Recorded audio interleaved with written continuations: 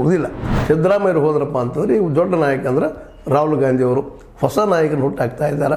ಅವರು ಒಂದು ರೀತಿಯಿಂದ ಅವರು ಇವತ್ತು ಈ ದೇಶದ ಪ್ರಬಲ ನಾಯಕರಲ್ಲಿ ಒಬ್ಬರಾಗಿ ಪರಿಗಣಿತ ಆಗ್ತಾ ಇದ್ದಾರೆ. ಕಾಂಗ್ರೆಸ್ನಲ್ಲಿ ಅನೇಕ ಪ್ಯಾರಾಸೈಟ್ಸ್ ಅಂತ ಕರಿತೀವಿ ನಾವು, ಅಂಥ ನಾಯಕರೆಲ್ಲ ಹೊರಗೆ ಹೋಗಿದ್ದಾರೆ. ಮತ್ತು ಈ ಬರೋದು ಹೊಸ ಪೀಳಿಗೆ. ಆ ಹೊಸ ಪೀಳಿಗೆಯಲ್ಲಿ ಇವರು ಸತೀಶ್ ಅವರು ಇವರು ತಪ್ಪೋ ಸರಿ ಹಿಂದಿನ ಇತಿಹಾಸ ಎಲ್ಲರದು ಅದು ಹೇಳಿದ್ದಾರೆ. ಡಿ ಕೆ ಶಿ ಅವರು ಅದಾದ, ಇವ್ರದ್ದು ಅದಾದ. ಅದು ಬಿಟ್ಟು ಇವತ್ತು ಏನು ಮಾಡಲಿಕ್ಕೆ ಸಾಧ್ಯದ ಇಬ್ಬರಲ್ಲಿ ಅನ್ನೋಂಥದ್ದು.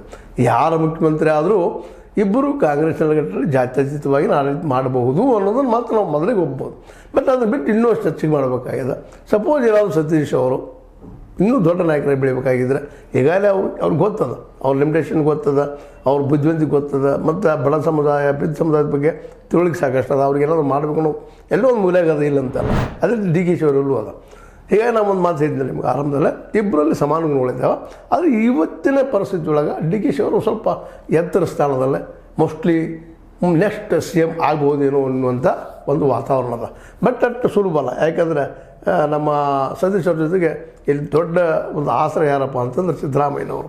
ಮತ್ತು ಸಿದ್ದರಾಮಯ್ಯನವ್ರಿಗೆ ಅವ್ರ ನಂತರದಲ್ಲಿ ಅವ್ರ ಮಗ ಬರುವಂಥದ್ದು ಏನೂ ಅವಕಾಶ ಇಲ್ಲ. ದೊಡ್ಡ ಮಗ ಅಂತ ಗೊತ್ತದ, ಪಾಪ ತೀರಿ ಹೋಗಿದ್ದಾರೆ. ಇನ್ನು ಎರಡನೇ ಮಗ ಅವ್ರಿಗೆ ಆಸಕ್ತಿ ಇಲ್ಲ ಇದರಲ್ಲೇ ಅಂತ ಅನ್ನಿಸ್ತದೆ. ಆದರೆ ಲಾಸ್ಟ್ ಮೂಮೆಂಟ್ದು ಏನೂ ಗೊತ್ತಿಲ್ಲ. ಬಟ್ ಅಂಥ ದೊಡ್ಡ ವ್ಯಕ್ತಿತ್ವ ಅವರಲ್ಲ ಯತೀಂದ್ರ ಅವರು ಅನ್ನೋದು ಅಷ್ಟು ಸ್ಪಷ್ಟ. ಹೀಗಾಗಿ ಸತೀಶ್ ಅವ್ರಿಗೆ ಒಂದಿಷ್ಟು ಅವಕಾಶಗಳಿದ್ದಾವೆ.